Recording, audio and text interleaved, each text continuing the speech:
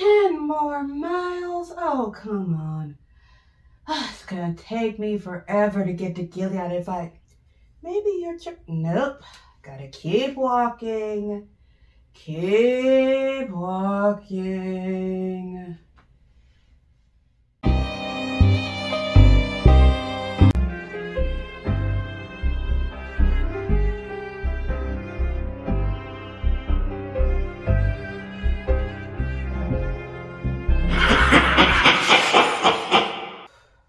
This Gilead place better be nice as long as I've been. Oh!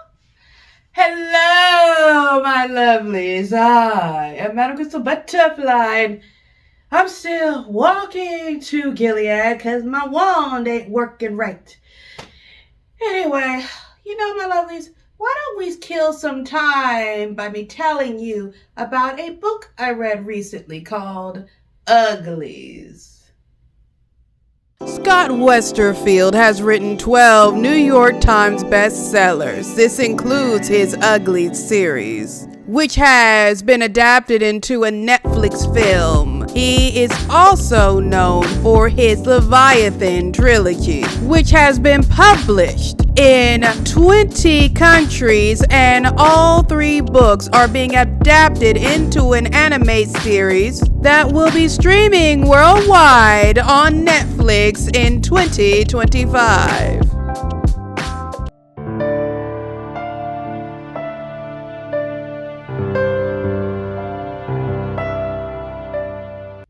So, what exactly is Uglies even about? In Tally Youngblood's world, looks matter. She lives in a society created to function with perfect-looking people who never have a chance to think for themselves, and she's tired of it. First as an ugly, then a pretty, and finally a special. Tally takes down the social infrastructure, and then a generation later, a world obsessed with fame and instant celebrity and filled with extras will reap the consequences. I have to admit, Tally is a very interesting character. She goes from being pretty one note, obsessive about becoming pretty, and later starts to expand her worldview.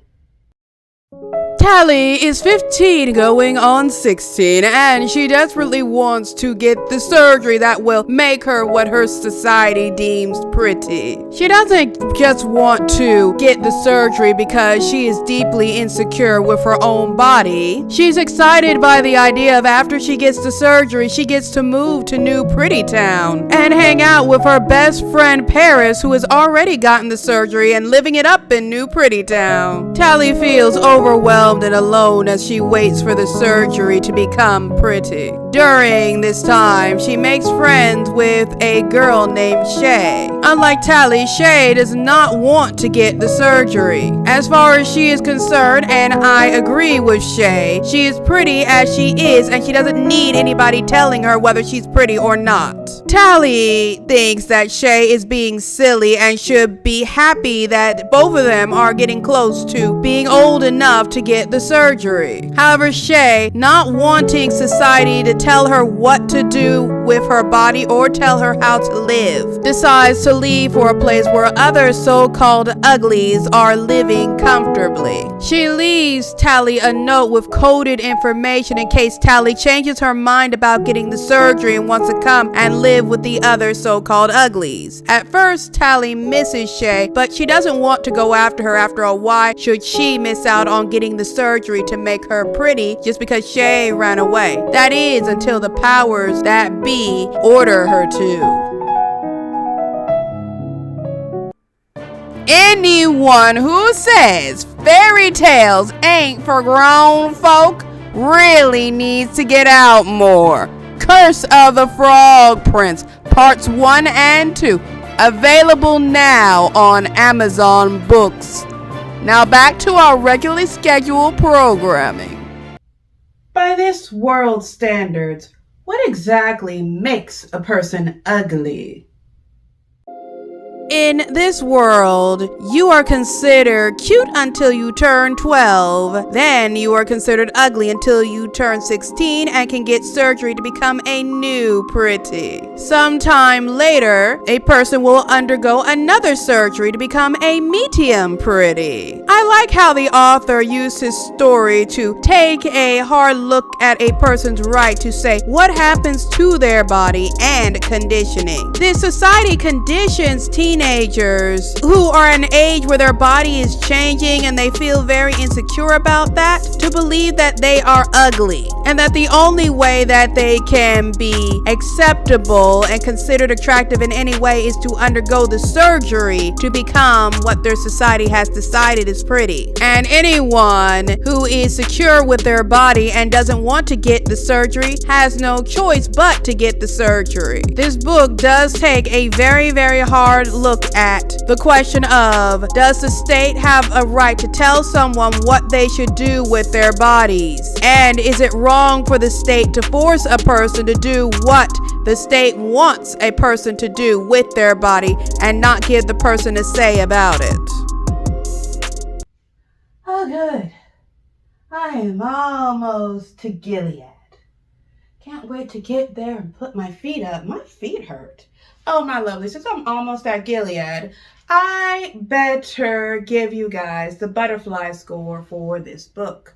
So, when it comes to Uglies, I am giving it the score of 4 butterflies out of 5. You see, my lovelies, I don't think this was a bad book, but during the second act, the story lost me because it introduces the love interest, and I was not invested in the romance being introduced at that point. The love interest felt more to me that they fell in love just because. It didn't feel like it was something that naturally worked in. It just felt like it happened just to happen. I don't fault the writer for doing this. Other readers of his works probably really enjoyed how he introduced the love interest. It just didn't work for me, so it lost a butterfly for that. But other than that, this is a really, really good book. So good, in fact, I plot to read the next book in the series as soon as I get a chance to.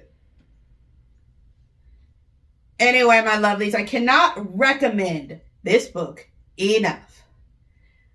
Also, if you have made it to this part of the video, please, please, please give it a like. Leave me a little comment. And if you have not yet, slap that subscribe button like it owes you money. And don't forget to give that little notification bell a ring. And with that, my lovelies, this video is a wrap. Now, if you please, I am on my way to Gilead to relax. So I hope you all enjoy the rest of this lovely day.